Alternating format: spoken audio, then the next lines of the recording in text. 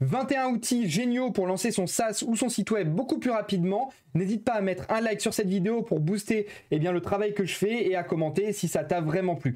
On commence directement avec des outils et donc des providers d'email et on commence par Resend. Resend, donc c'est un provider d'email qui permet donc d'envoyer des emails depuis le côté serveur et c'est juste génial parce que c'est très simple à mettre en place. Ça fonctionne comme ceci, vous avez directement des packages disponibles pour la plupart des langages et vous allez pouvoir envoyer un email depuis un domaine customisé, mettre le HTML et avoir un système de monitoring. Vous allez voir quels emails ont été envoyés, s'il y a des erreurs, etc., etc. Bref, c'est juste génial, c'est très simple à mettre en place et ça fonctionne très bien et les prix sont plutôt abordables également. Dans le même genre, on a Postmark qui fonctionne un peu pareil. Alors là, je suis sur la page de démo. Donc ça permet également d'envoyer des emails. Ça fonctionne également par appel API avec des packages. C'est exactement la même chose que Resend. Mais du coup, je vous mets un concurrent, plusieurs concurrents à chaque fois au niveau des outils. Ça vous permet de comparer un petit peu. Au niveau des prix, on est quasiment similaires. Et il y en a qui vont préférer Resend, d'autres qui vont préférer Postmark. Moi, pour ma part, je préfère Resend, mais je vous mets quand même Postmark. Ensuite, on a Mailgun qui fonctionne exactement pareil encore une fois. Vous voyez, il y a directement un appel API qui vous permet d'envoyer des emails. Et il me semble que Mailgun est peut-être un petit peu moins cher que Resend. C'est pour ça que je vous le mets également, mais je trouve que leur interface est moins claire. On passe maintenant à la génération de composants et donc le quatrième outil qui est ChatCN UI. On ne le présente plus, ChatCN UI qui va permettre d'ajouter des composants à son site web. Il y a ChatCN UI pour Vue.js, pour Next et je ne sais plus s'ils l'ont sorti pour Angular. En tout cas, ça permet comme ceci d'avoir des composants qui sont très beaux et dans l'air du temps et vous allez juste à installer le composant et le gros avantage de ChatCN, c'est que le composant, vous pouvez le modifier. En fait, c'est le code qui est directement intégré à votre projet et vous avez des lignes de commande pour l'installer. Vous pouvez aller voir directement la doc. Au niveau de l'installation, vous avez toutes ces installations-là. Et donc par exemple si on fait Next, vous installez ChatCN et dès que vous voulez ajouter un composant, vous allez ajouter le composant en question et directement ça va l'intégrer aussi facilement que ça et vous pourrez modifier le code dans votre projet. Donc ça c'est vraiment génial ChatCN pour ça et en plus les composants sont très beaux. Et vous avez toutes ces intégrations que vous pouvez sur les projets que vous pouvez mettre, vous avez même Laravel maintenant, je ne savais même pas. Ensuite, on a Tailkit qui permet d'avoir plein de composants pour Tailwind. Donc généralement, quand on crée un SaaS ou un site web assez rapidement, on utilise Tailwind pour le CSS. Et donc là, vous avez directement plein de composants qui sont compatibles. Donc on va aller voir directement les ressources gratuites. Et vous avez par exemple un système de dashboard comme ceci, vous avez un système de messages d'erreur, etc. Et vous allez pouvoir récupérer le code de tout ça, le copier-coller, parce que du coup les classes sont directement intégrées avec Tailwind et vous aurez exactement ça sur votre site web. Bref, Tailkit c'est juste génial quand on veut gagner du temps sur des composants qu'on n'a pas envie d'intégrer. Ensuite on a Magic UI. Alors Magic UI c'est assez connu, mais je pense qu'il y en a quand même pas mal qui ne connaissent pas.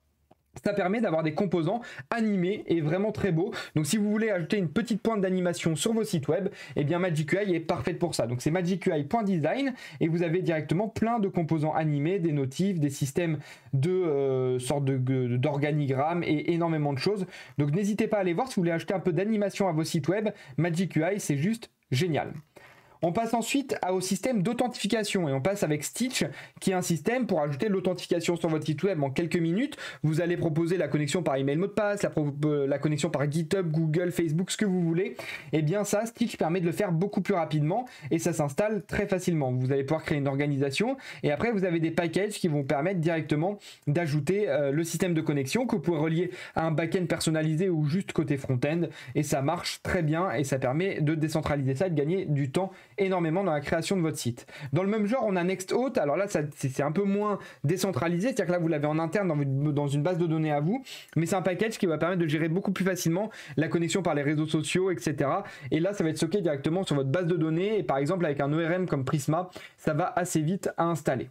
On a dans le même genre Auth0, que je préfère par rapport à Stitch, qui permet également d'ajouter un système de connexion. Vous voyez, c'est des fenêtres que vous avez déjà dû voir précédemment quand vous vous connectez à des sites web. Donc en fait, directement, ça vous redirige vers une page de connexion et en fait, la connexion est décentralisée et ça vous permet de gérer des centaines de providers de connexion, ça vous permet de gérer vos utilisateurs et il me semble que c'est gratuit jusqu'à 10 000 utilisateurs. Donc si vous faites un petit SaaS avec une forte plus-value et que vous visez pas forcément des millions d'utilisateurs, c'est très rentable d'utiliser un système comme ceci et c'est très simple à installer. Vous avez énormément de tutoriels sur Internet. On passe maintenant à tout ce qui est serverless, c'est-à-dire eh bien avoir le back-end qui est décentralisé quant à lui. Donc il y avait Firebase qui était très connu à l'époque, le provider de Google, et maintenant on a Supabase qui a un peu détrôné Firebase, qui permet eh bien de gérer tout ça. Donc vous allez créer eh bien vos fonctions, vos bases de données, et vous allez pouvoir directement avoir du CRUD automatique avec des packages que vous installez si vous avez par exemple besoin d'ajouter une ligne de blog, vous allez pouvoir créer une table blog, mettre les champs que vous voulez et avoir directement eh bien, les routes qui vont avec, enfin notamment les packages, vous allez pouvoir gérer les permissions, le système d'authentification également et pas mal d'autres choses. Donc Supabase c'est le plus connu, mais c'est pas celui que je préfère. Pour moi c'est Upright que je préfère, qui est exactement la même chose que Supabase, mais je trouve leur interface beaucoup plus simple à utiliser. Vous pouvez l'installer en self-hosting ou directement dans le cloud si vous souhaitez ne pas vous embêter. Donc en self-hosting, c'est-à-dire que vous l'installez sur votre serveur, et dans le cloud, ben, vous inscrivez et vous avez directement les méthodes qui vont être stockées dans le cloud, et du coup dans ce cas-là c'est payant. Il y a plein de grosses entreprises qui l'utilisent, et c'est vraiment ultra simple de gérer une base de données, un système d'authentification, ça va ultra vite, donc n'hésitez pas à essayer également. On passe en suivant un système de traduction et on passe à Localazy qui permet de traduire son site web. Donc en fait vous installez un package, vous traduisez directement votre site web, et par exemple si vous avez besoin d'acheter une traduction, c'est ultra simple, ça se fait depuis une interface en ligne, ou si par exemple vous souhaitez changer un mot qui a mal été traduit ou une faute d'orthographe, eh bien vous pouvez le changer directement depuis l'interface et c'est ultra simple à utiliser. Au niveau des prix, je me rappelle plus également combien on est, mais on n'est pas ultra cher, en tout cas si votre SaaS ou votre site web génère de l'argent, eh bien c'est vite rentabilisé. Maintenant, un système de base de données, si vous souhaitez héberger une base de données dans le cloud assez facilement, notamment une base de données Postgre, il y a les bases de données Neon qui existent, qui sont juste trop bien et qui permettent d'avoir une base Postgre assez facilement, donc vous pouvez aller voir directement ça si vous cherchez comment héberger une base de données Postgre. Pour les systèmes de paiement, on va passer directement à Stripe. Évidemment, quand on crée un SaaS ou un site web, il nous faut un système de paiement. Et du coup, Stripe est sûrement le système de paiement le plus adapté, étant donné que les commissions sont assez faibles, de l'ordre de 1,5% plus 20 centimes par transaction. Ça s'installe assez facilement, vous avez une doc API complète, vous avez des pages auto-gérées par Stripe pour tout ce qui est abonnement, pour tout ce qui est checkout, ce qui vous permet d'éviter les erreurs, d'éviter de gérer eh bien, la validation des cartes bleues ou ce genre de choses.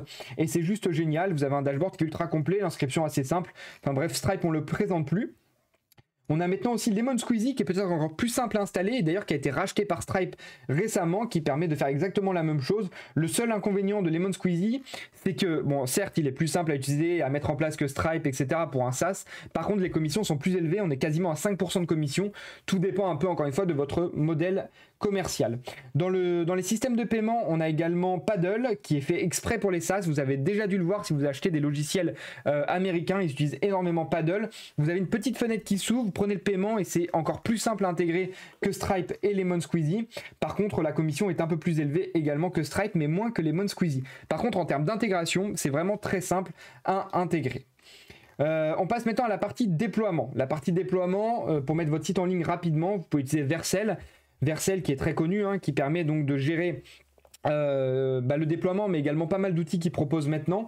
Donc au niveau du déploiement, il y a directement la pipeline, vous connectez un repo GitHub, GitLab, Bitbucket directement à Vercel. Automatiquement, il va détecter sur quel type de projet front-end ou full stack vous êtes, si vous êtes sur un full stack Next ou Nuxt par exemple, et vous allez pouvoir gérer votre base de données directement depuis Vercel, la mettre sur Neon, ils ont un partenariat avec Neon. Et donc vous allez pouvoir déployer tout ça. Donc dès que vous pushez, ça déploie, ça lance le npm install, le npm run build. Vous pouvez installer Vercel Analytics, vous pouvez installer Vercel au niveau donc Analytics pour les analyses de visite, au niveau des analyses également de performance. Vous allez pouvoir gérer tout un tas de choses et tout est automatisé par Vercel et c'est ultra performant.